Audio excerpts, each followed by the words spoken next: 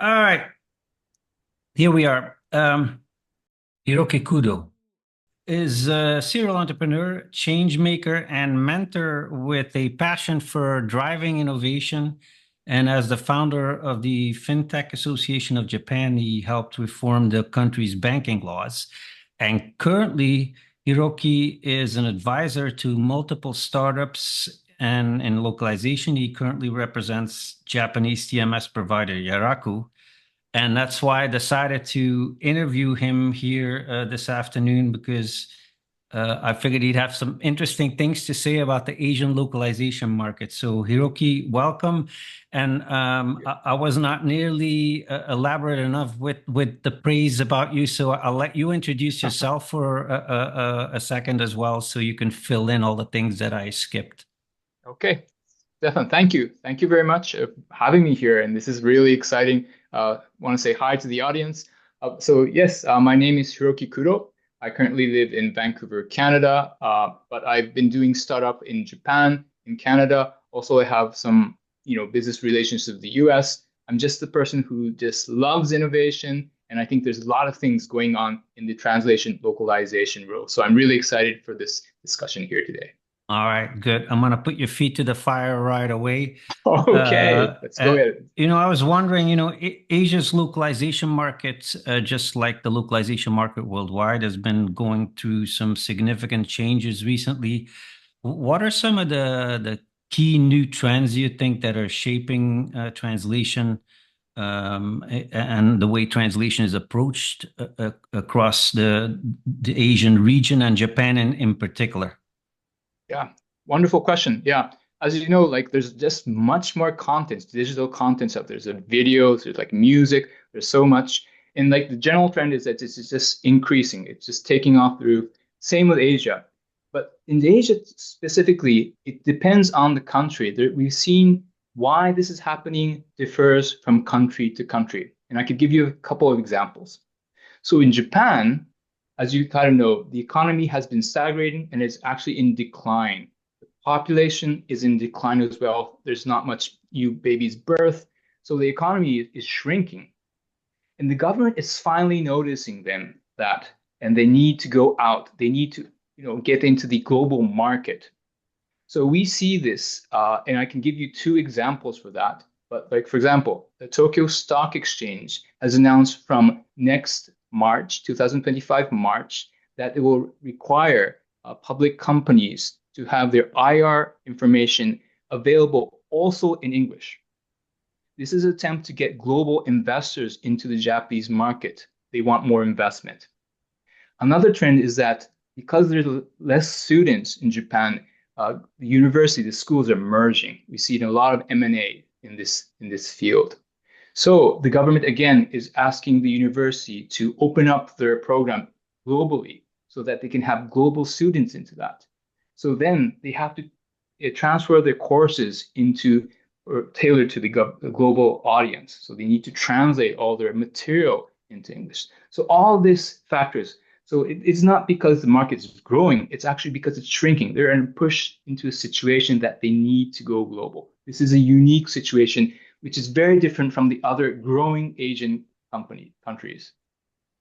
And there's a fundamental difference there too, I think, with the West, the way the markets are shaping in the West and where the way localization is addressed here. Would you Mhm. agree?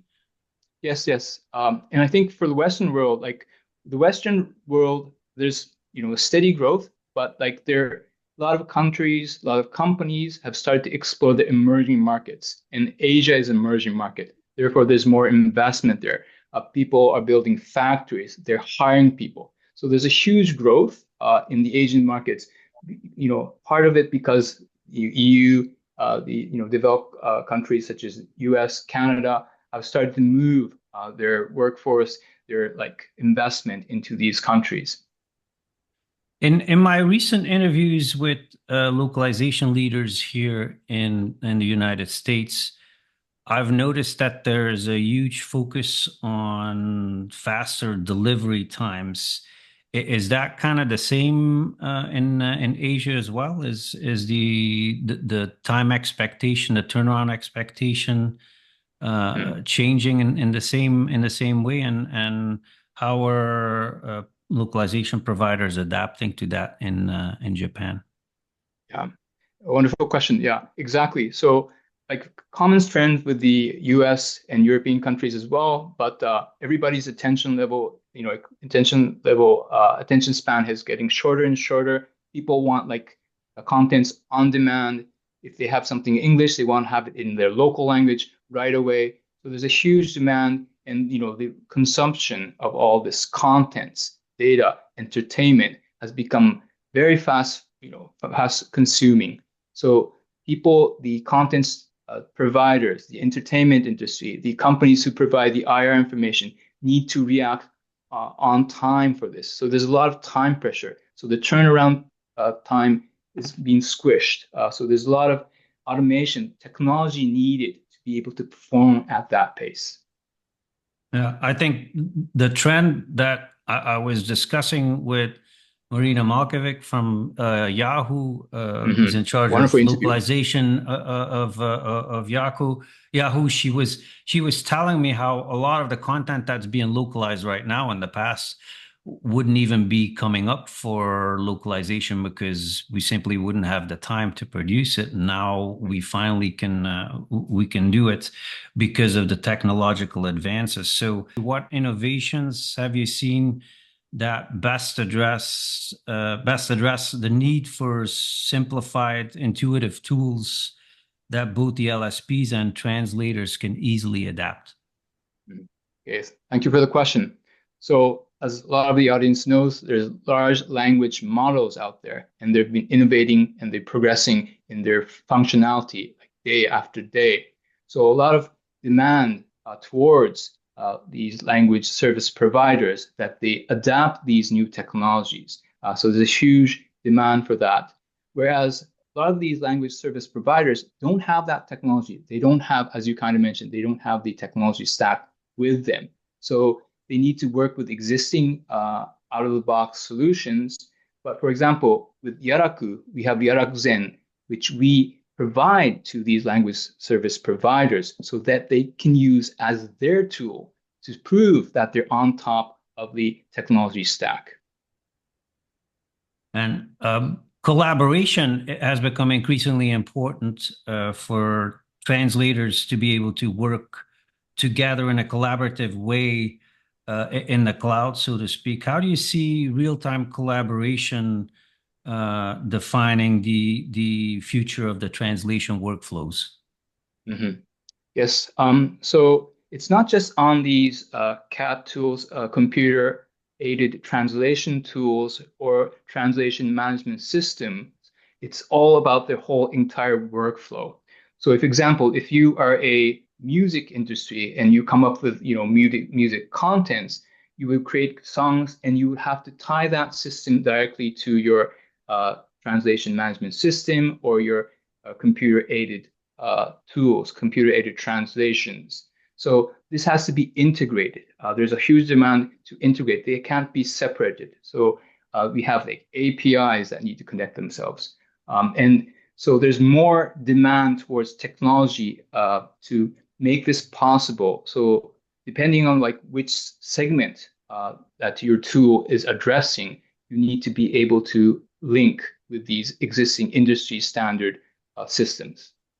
Yeah, and your tool allows you to do that in the cloud in a collaborative fashion. So our tools, Yaraku Zen. So I think I should talk a bit about like who the audience is and what kind of types of people are translating now. But traditionally, like LSPs and traditional professional translators, they would use translation management systems that had a huge functions, would have workflows, can handle a huge team. Whereas nowadays, there's a lot more light users. So they would use Yaraku. I can give you an example of like Adobe and Canva. So Adobe's been around. They have a huge product lineup depending on what you want to use, how you want to use it. It's just a humongous. But at the same time, it's very complex that if you were a designer, it would take several, like 10, 20, 40 hours to kind of learn how to use the tool to begin with. Whereas if you were a beginner, not really a designer, but you want to design, let's say, a postcard or whatnot, you can just go to Canva, sign up, and instantly you can design what you can do.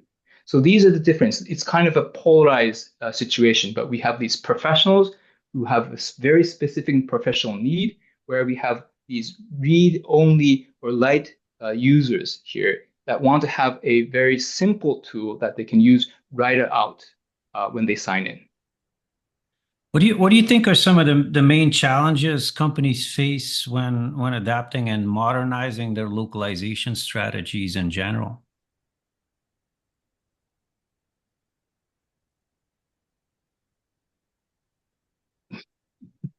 Okay. So, what do you think are some of the main challenges companies face when adapting and modernizing their localization strategies? Okay. So I want to kind of go back in history. So back like in 1980s, like when we first had these softwares, the translation management systems. So these softwares have been around like 40 years. So they were built at that time, the best of the best technology. But now that is, now we are in 2024. This technology is not new anymore. And then it is not up to date with all the demands like privacy, compliance, and also being to able to connect with APIs, and also having a efficient UI. Like all that is not in the software. So kind of think of like a house. So back in 1980, you build this wonderful, beautiful house. It's just fantastic.